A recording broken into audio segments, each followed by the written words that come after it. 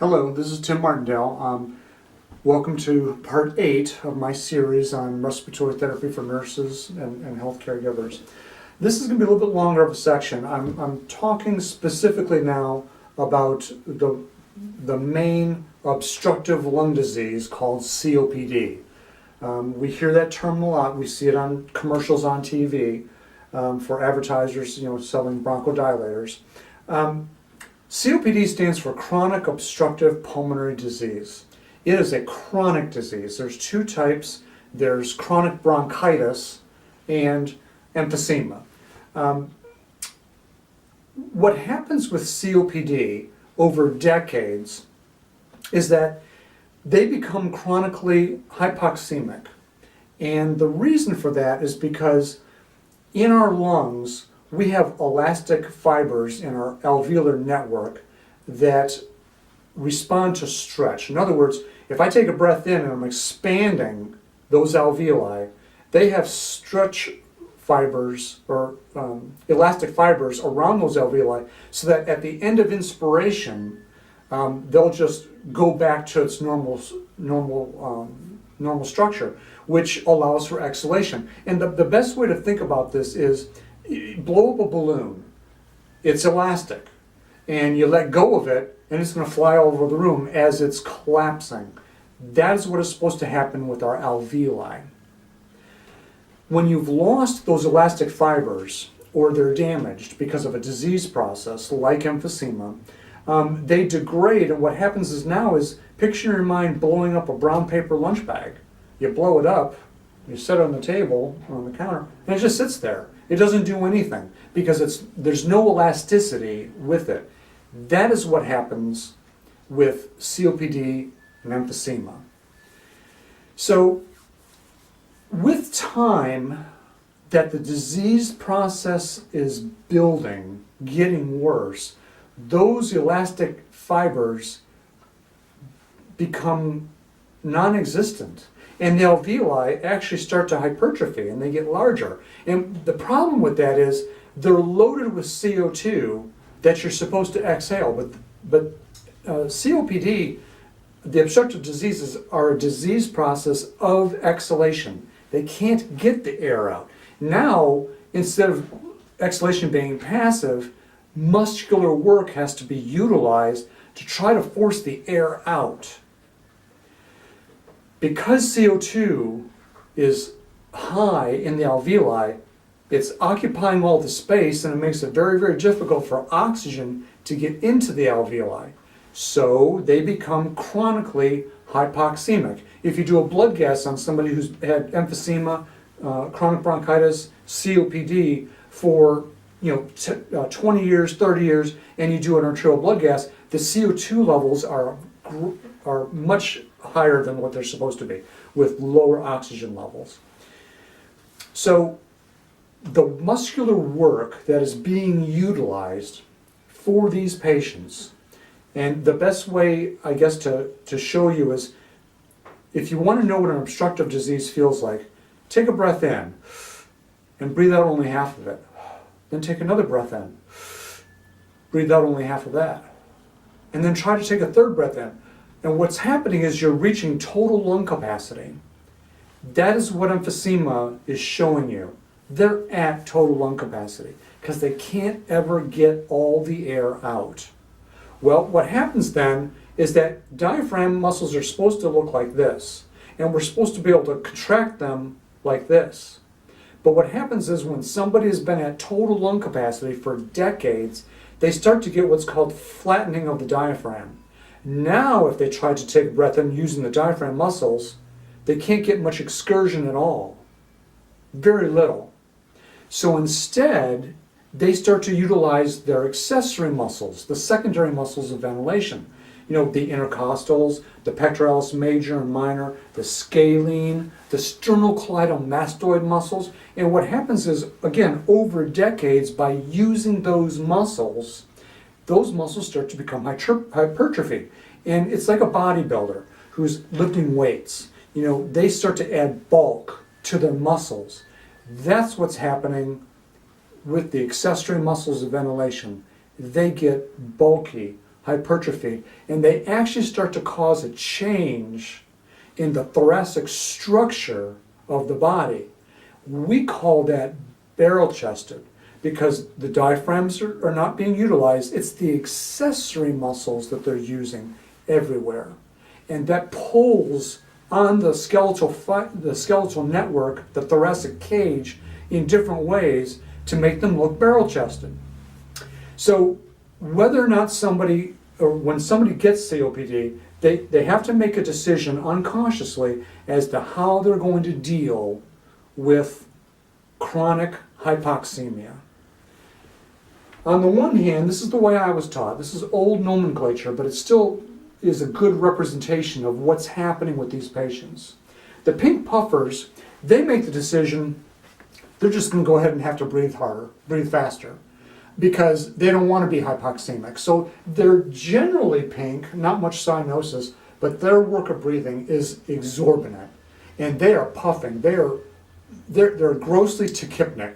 And oftentimes, without even being taught, they learn the technique of what's called pursed lip breathing.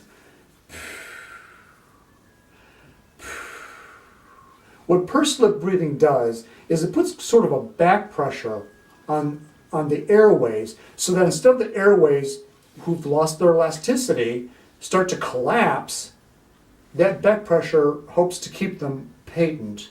So maybe they can have better air movement. But it takes a lot of work of breathing to move air into and out of the lungs of somebody with COPD. And they will spend decades, a good portion of the later part of their life, just sitting in a tripod position trying to breathe. Imagine spending 20 years sitting and just trying to catch your breath. That work of breathing is so profound, and they are so short of breath, the pink puffers, that they cannot exert effort to even go and fix themselves a meal. And even if they do have a meal, they're so short of breath, it's hard to chew and swallow when you're so short of breath. And that is exactly the way they spend their life. They're emaciated. All of the calorie expenditure that they have is just going to be in the work of breathing. It is a horrible, horrible disease process. And for the pink puffers, that is a horrible way to live the end of your life. Bloob Loaders are the exact opposite. They make the decision unconsciously, they're not going to do all that work. They're just going to take it the way it comes. And so they are blue, hypoxemic, because they cannot get the CO2 out, therefore they can't get the oxygen in, and that's just the way of life. But there's a cost to that. The body will, all on its own, in the face of chronically being hypoxemic, start to manufacture more red blood cells. We call that polycythemia, because they're trying to do whatever the body can do to try to get more oxygen to the tissue bed of the body. So they just start pumping out red blood cells. They get very, very polycythemic.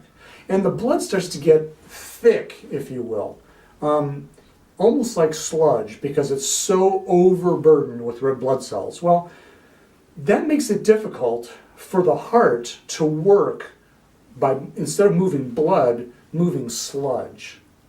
The other thing that happens is with the Bloob Loaders, the body will try to compensate.